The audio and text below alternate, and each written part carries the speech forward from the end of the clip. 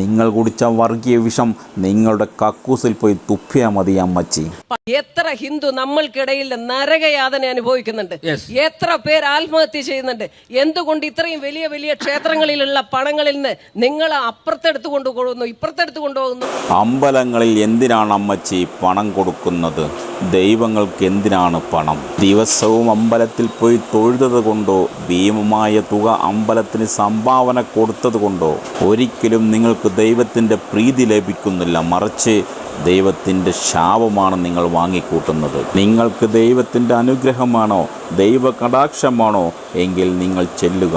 പാവപ്പെട്ട പട്ടിണി പാവങ്ങളെ തിരഞ്ഞു പിടിച്ചുകൊണ്ട് ആ പാവങ്ങളുടെ പട്ടിണി നിർമ്മാർജ്ജനം ചെയ്യുക. മാറാ രോഗങ്ങൾ പേറിയ അവശത അനുഭവിക്കുന്ന ധാരാളം പേർ നമുക്കിടയിലുണ്ട്. അവരുടെ രോഗശമനത്തിനായി നിങ്ങളാൽ കഴിയുന്ന സഹായങ്ങൾ അവർക്ക് നൽകുക. അതിൽ ജാതിയും മതവും നോക്കരുത്. എല്ലാ ജാതിക്കാരും മനുഷ്യരാണ്, ദൈവത്തിൻ്റെ സൃഷ്ടികളുമാണ്. ദൈവം ഇപ്രകാരം പറയുന്നു: ഹേ മനുഷ്യ, മനുഷ്യരെ ജാതിയുടെ ക്യാൻസർ എന്ന നേത്രങ്ങളാൽ നോക്കിക്കാണുന്ന നീയാണ് എനിക്ക് ഏറ്റവും വെറുക്കപ്പെട്ടവൻ. എൻ്റെ സ്നേഹത്തിൻ്റെയും കരുണയുടെയും നിഴൽ പോലും നിന്റെ മേലെ പതിക്കില്ല. പള്ളിയിലുള്ളവർക്ക് ശമ്പളം കൊടുക്കാൻ എടുത്തിട്ട് പോകുന്നു.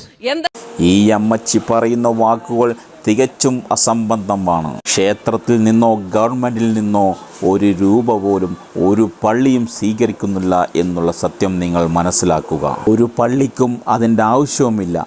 നിങ്ങൾ കുടിച്ച വർഗീയ വിഷം നിങ്ങളുടെ കക്കൂസിൽ പോയി തുപ്പിയാൽ മതി അമ്മച്ചി. പള്ളിയിലുള്ളവർക്ക് ശമ്പളം കൊടുക്കാൻ എടുത്തിട്ട് പോകുന്നു, എന്തെല്ലാം കാര്യങ്ങൾ നടത്തുന്നു.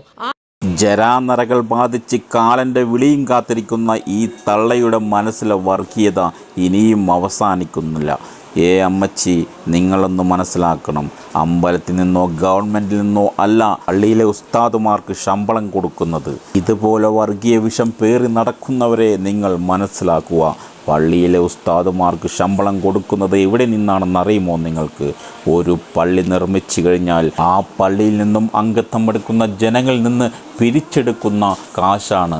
ആ കാശ് കൊണ്ടാണ് ഉസ്താദുമാർക്കും പള്ളിയുടെ പരിപാലനത്തിനും കാശ് കണ്ടെത്തുന്നത്. കട്ടവനെ കിട്ടിയില്ലെങ്കിൽ മറ്റുള്ളവരുടെ മേലെ പഴിചാരുന്ന നാറികളെ, സത്യങ്ങൾ അറിഞ്ഞിട്ട് വേണം സംസാരിക്കുവാൻ, അല്ലെങ്കിൽ വായ മൂടിക്കൊണ്ടിരിക്കുക. ഒരാളുടെ മൗനം കൊണ്ട് ഈ ലോകത്തിന് ഒന്നും സംഭവിക്കാൻ പോകുന്നില്ല, മറിച്ച് ലാഭമേയുള്ളൂ.